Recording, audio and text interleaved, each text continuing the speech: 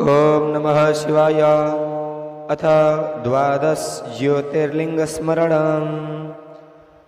सौराष्ट्रे सोमनाथं च श्रीशैले मल्लिकार्जुनम्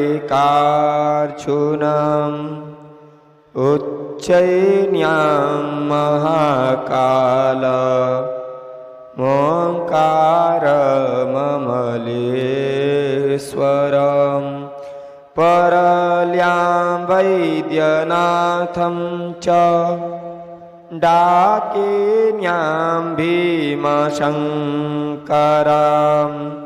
सेतुबन्धेतु रामेशं नागेशं दारुकावने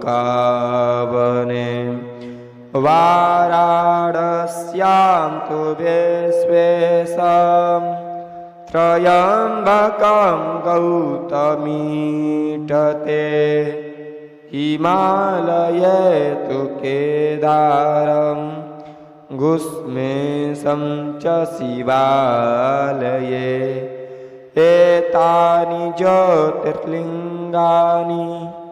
सायं प्रातः पठे नरः सप्तजन्म कृतं पापं स्मरणेन विनश्यति।